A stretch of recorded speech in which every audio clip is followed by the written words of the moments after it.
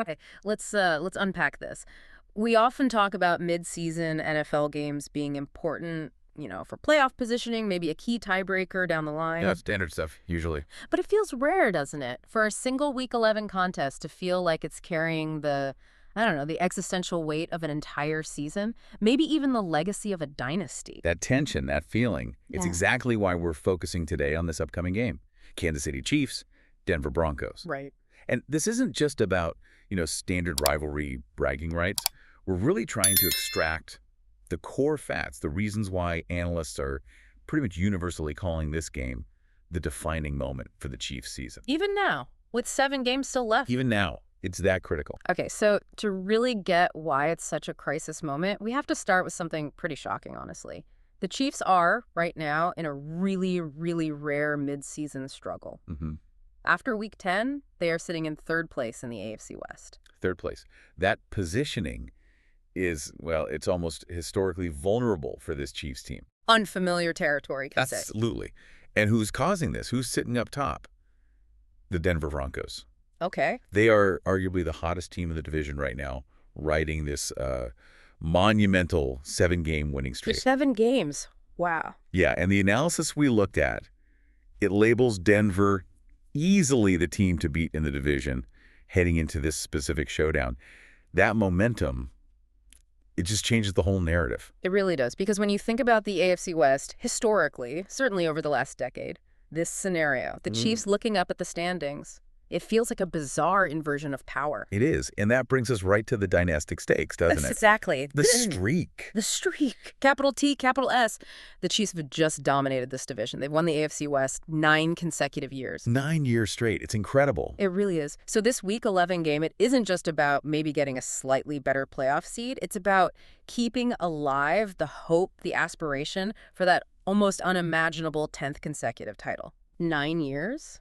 That number, it almost feels like a typo in the modern NFL, given how volatile things are. Right, parity and all that. So what happens? What happens when a team that's been defined by that kind of unbroken dominance suddenly risks falling out of contention for it this early? Well, that record, that 9-year run, it pretty much defines the current Chiefs era, right? For sure. And according to the experts we looked at, if they have any hope, any realistic shot at getting that 10th year in a row, this specific game against Denver is now being described as, quote, the biggest of the season. The biggest in Week 11. That's what they're saying. We're talking about defending a legacy here, not just, winning another football game. That is just immense pressure to put on an early November fixture. Okay, so since the pressure is clearly so high internally for them, let's widen the lens a bit.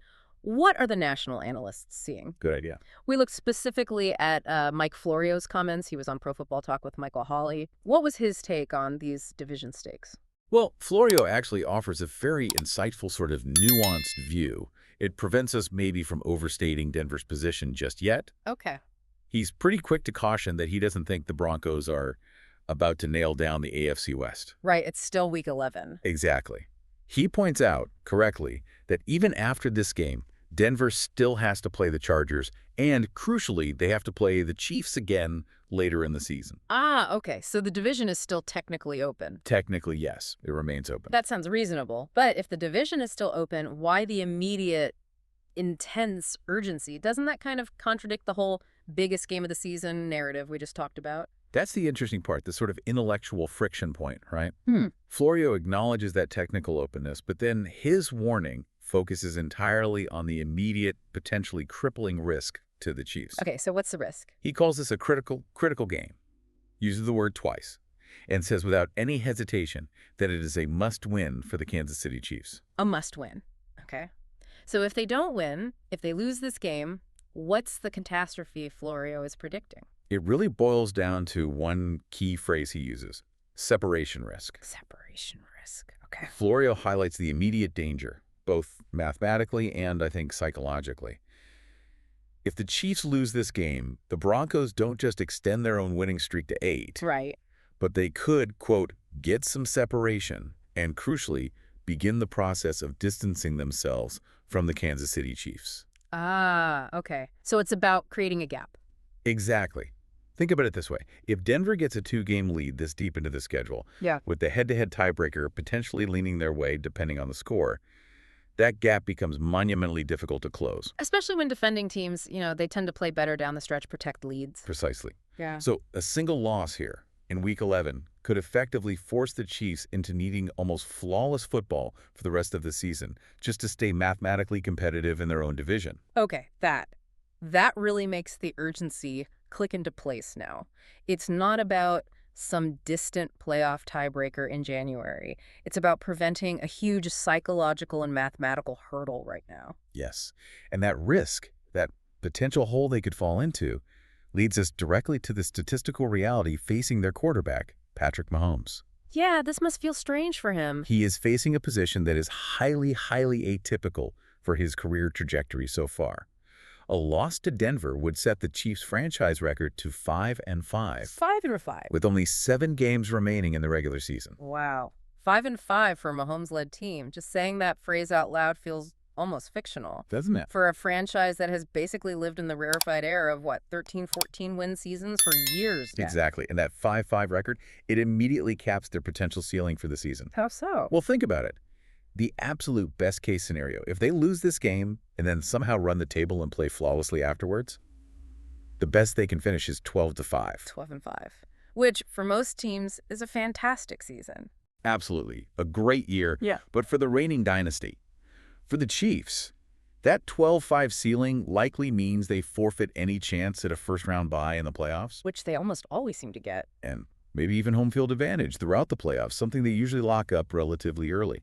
The analysts we looked at suggest Mahomes is simply, quote, unfamiliar with facing this kind of mid-season uphill climb just to secure a decent seeding. It changes everything. It changes how they have to play every single week going forward. Their margin for error just shrinks dramatically. Yeah, it shifts their whole focus from, dominating the conference to just securing entry, making sure they get a good spot. It's a complete paradigm shift for them. It really is. Okay, so let's tie this urgency, this potential 5-5 record, into the specific rivalry context here.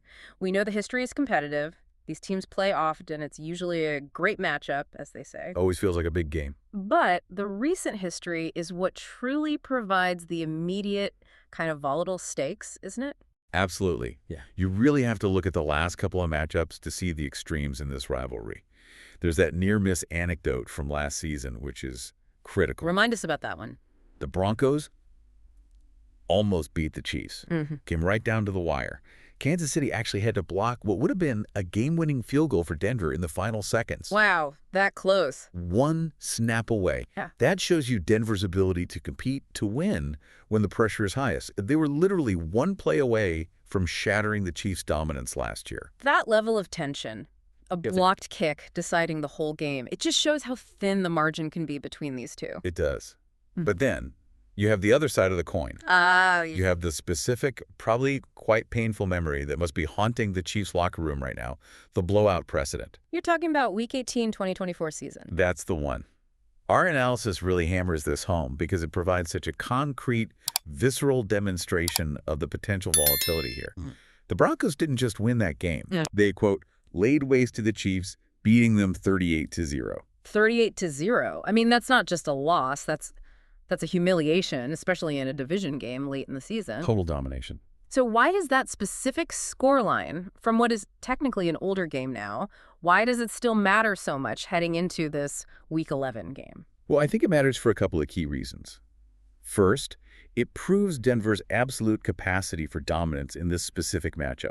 It wasn't some fluke, 2-point win decided by a bad bounce. It was a total systemic collapse by the Chiefs. Okay, proof of concept for Denver. Exactly. And second, that level of defeat, both physical and, I imagine, emotional, that doesn't just evaporate from a locker room. No, you carry that. It creates a psychological hurdle. The Chiefs know, deep down, that if Denver gets rolling, if things click for them, the outcome can be far, far worse than just a typical close divisional loss. That 38-0 game basically guarantees they cannot approach this matchup with any sense of historical superiority, despite their 9-year streak. It forces this mindset of, absolute dread mixed with that urgency we talked about. So, okay, when you put it all together, when you synthesize all these facts, the current division deficit putting them in third place, the expert warnings from someone like Florio about that critical separation risk, and then you factor in the very recent history, the near misses, combined with an actual 38-0 blowout. The conclusion from the analysis, it seems pretty inescapable. It really does. Given everything that's on the line here, the dynasty streak, the potential franchise records, the internal psychology, the risk of falling behind it becomes, as the analysis puts it, difficult to pick another regular season game that shapes up as a bigger, more essential must-win for the Kansas City Chiefs than this Week 11 contest against Denver. Wow. This deep dive really shows how complex the narrative around just one football game can become, doesn't it? Sure. We started out thinking about, okay, a simple rivalry game, maybe with slightly higher stakes this year. But we've discovered that this Week 11 matchup, it really transcends typical competition. It involves defending a 9-year divisional dynasty. Yep. It involves avoiding that franchise rare 5-5 record and the ceiling that imposes. And it involves the absolute necessity, according to Florio, of preventing this surging 7-game winning streak rival from creating that critical, potentially division-winning separation. That's the crux of it. And the application here for you, the listener, is really understanding that these truly critical inflection points in sports, they're often rooted not just in, current win percentages or power rankings. It's deeper. It's about defending historical streaks. It's about maximizing statistical win ceilings. It's about the psychological weight of past results, the context, the history, the future implications. That's what makes this particular moment so acute. It really is the legacy fighting for its life against the momentum of the present day. Well put. And that leaves us with a final thought, maybe something for you to consider. If the Chiefs do manage to win this game, if they hold serve at home, keep the Broncos from gaining that separation, and secure this crucial Week 11 victory, we're still left with this question. How much psychological pressure does that painful 38-0 loss, the one from Week 18, 2024, how much does that still exert on their locker room going forward? Interesting. Does winning this one erase that memory? Or does that history of humiliation, that knowledge of how bad it can get against this specific opponent, does that define their approach to the rest of the season, maybe even more deeply than their current improved standing? That historical shadow. That's the next thing they potentially have to overcome.